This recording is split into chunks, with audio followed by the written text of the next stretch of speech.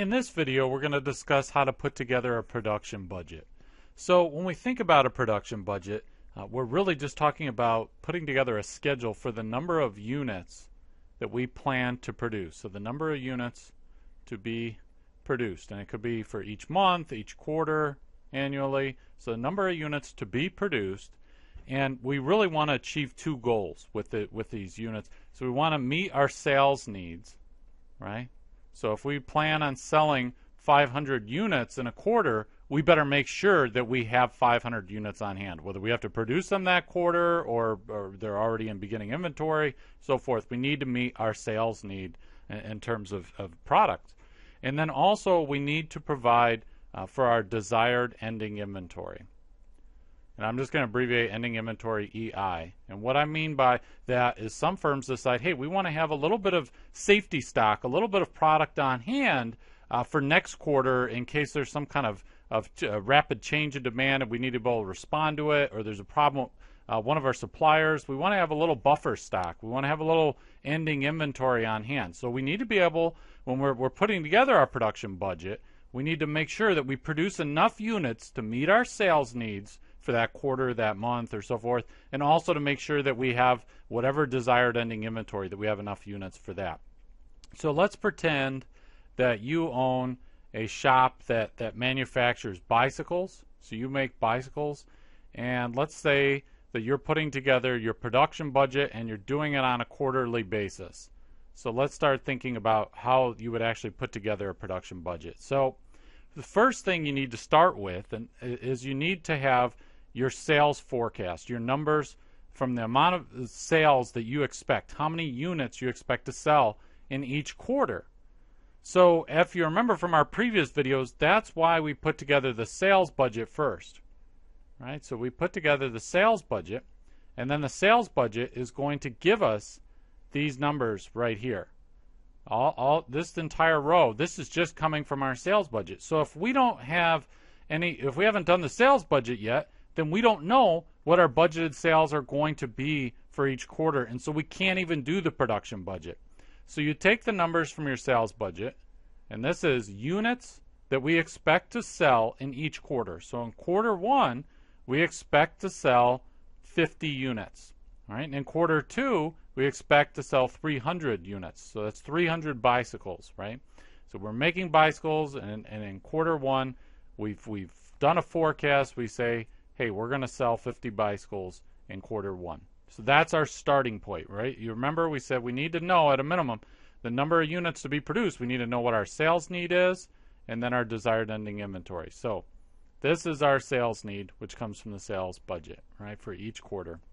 And now that second piece, we said, what is the desired ending inventory, right? So the desired ending inventory, it could just be some amount where you say, you know what, we always want to make sure we have at least 25 bicycles. You could do it any number of ways, but let's just say for this firm that we say that the desired ending inventory, I'll just put it up here. We'll say desired ending inventory, let's say it's 25% of next quarter's sales. So 25% of next quarter's sales. And we're talking about the budgeted sales, of course. So what we're going to do is, for quarter one, when we're trying to figure out, well, what ending inventory do we want to have at the end of quarter one? We want to have 25% of this, right? So next quarter, we forecasted that we're going to sell 300 bicycles. So we want to make sure that we have 25% of that inventory, of those bicycles, on hand at the end of quarter one to be ready for quarter two, okay? So we say, okay, let's just take 300 times that 25%. And if we take 25% of 300, that's going to give us 75. So our desired, let me just change colors here. So our desired ending inventory for quarter one is going to be 75. Now just intuitively, this is what we've said so far is in quarter one, we expect to sell 50 bicycles. And at the end of the quarter, we still want to have 75 bicycles on hand. So when we think about our production need, right? When we think about our total need, and I'll just put here, this is our production need. Production needs we think about that, we say that, well, really that's 125 bicycles. Now, what is that? Why did I just add those? Well, we're saying that when we just take a step back and say, in quarter one, ultimately, how many bicycles do we need? Well, we're going to sell 50, and we want to have 75 at the end, right? So we need to get 50 to satisfy this, to make sure we can meet our sales. Someone buys a bicycle, we ship them the bicycle, and then we also have to have the 75 on hand. So that's 125 bicycles in terms of our need, right? Now, we can calculate this 75 that we calculated here, our desired ending inventory. We can calculate that also for the second quarter, the third quarter, and so on. So when we think about for quarter two, right here, an empty spot, we say, okay, what is the desired ending inventory for quarter two? Well, we just take this 200 and we say we want to take 25% of the 200, right? So that's going to leave 50. And then so on we go with quarter three to fill this spot. We say our desired ending inventory is going to be 25% of the budgeted sales for quarter four. 25% of 100 is 25. Now, for quarter four, we've got a little bit of an issue because we don't have a quarter five, right? There is no quarter five. We just have quarter one of the following year. So I didn't want to put out next year's budget and make this overly complicated. So we'll just assume here that it's 15. Okay.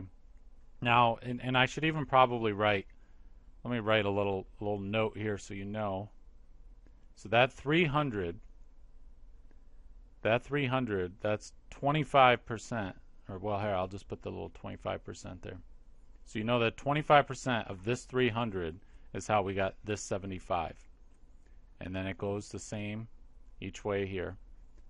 And then this 15 is that's just assumed. Okay. Now, when we say the desired ending inventory for the year, we're not going to sum all these up, right? Because that wouldn't make any sense. What we're basically saying is at the end of the year, what is going to be our desired ending inventory? Well, it's the same as for the fourth quarter because the end of the fourth quarter is end of the year. So we just say 15. Okay. Now we can just sum for each of these columns here. We can just sum these up to get our production need, which we already showed how to do in quarter one. So I'm just going to quickly add these. We have 350 for quarter two, 225 for quarter three, 115 for quarter four, and when we think about the whole year, 665. Now we know what our need is. Let's move on and let's talk about our beginning inventory, because remember, we might already start with bicycles on hand. So let's think about quarter one. Let's back up here. So quarter one, it's January 1st. We say, hey, we're going to sell 50 bicycles and we want 75 at the end of the quarter. So we know that we ultimately are going to need 125 bicycles. But let's look in the beginning inventory, right? And I'm talking about the finished goods. I've abbreviated that FG there. When you think about the finished goods beginning inventory, BI, what we're saying is how many bicycles do we already have on January 1st before we produce any, right? From last year, the leftovers, right? So let's say that we take a look and we say, you know what? We've got 15 bicycles on hand. We've taken a look and we say we've got 15 bicycles. Now, that's important information, right? Because now that we say, oh, well, we've got 15 bicycles, well, what does that tell us? Well, our need was 125, but we already have 15. So what do we need to produce? We need to produce 125 minus the 15 that we already have. What is that? That's 110. So when we think of the production that we're budgeting, right, that's budgeted production is just what we plan to produce for quarter one. How many bicycles do we plan to produce? We plan to produce 110 bicycles because we're going to need 125 to meet our sales requirement and our ending inventory that we want, but we already have 15. Right? So we're already 15 bicycles on the way toward that goal of 125. We just need to make 110 more. That's our budgeted production for quarter one. Quarter two and so forth is just going to follow similarly. So it's pretty easy. But now we say, okay, this when we think about our beginning inventory for quarter two, right, you say, well, what is that going to be? Well, that's actually going to be our desired ending inventory from the last quarter, right? So at quarter one, we said we want to make sure that we have 75 bicycles on hand at the end of the quarter. Okay, so what are we going to have at the beginning of quarter two?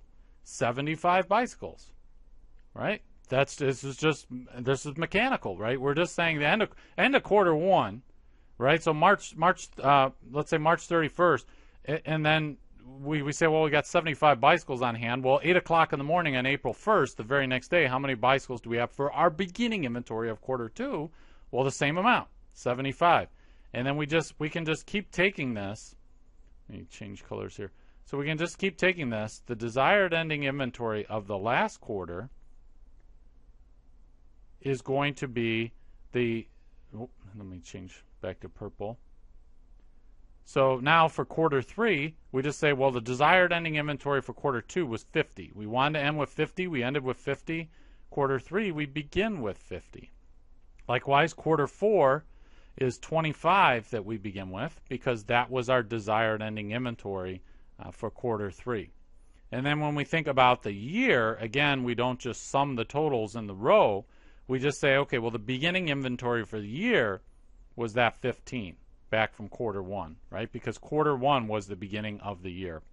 So now we can go and just subtract. If we go back and say, how did we get to this budgeted production, or what our production is going to be for each quarter, we say take our total need, then we subtract the beginning inventory. So well, that looks like a divide sign. I apologize. So we just subtract, right, for each quarter what our need is. So the quarter two, 350 we need, but we already started with 75. So we subtract that 75 from the 350, means 275 is our budgeted production for quarter two. Quarter three, our need of 225 minus 50 is 175 in budgeted bicycles that we need to produce. And quarter four is going to be 90 bicycles, 115 minus 25 beginning inventory. And then when we think about the entire year, it's going to be 650 bicycles. So let me just add this up, make sure that, so we get 275. So you can go ahead and add it. And then when we think about this 650, so if you add it this way, or if you go and take the total need and say, let's subtract out the beginning inventory, you're going to get 650 either way, right? Otherwise, you did something wrong. So that's a little way to check your work. So ultimately, what this is saying now is that in quarter one, we have budgeted, we have planned that we are going to need to produce 110 units, right? And now that we've made this production budget, we can go and make a direct materials budget, a direct labor budget, and a manufacturing overhead budget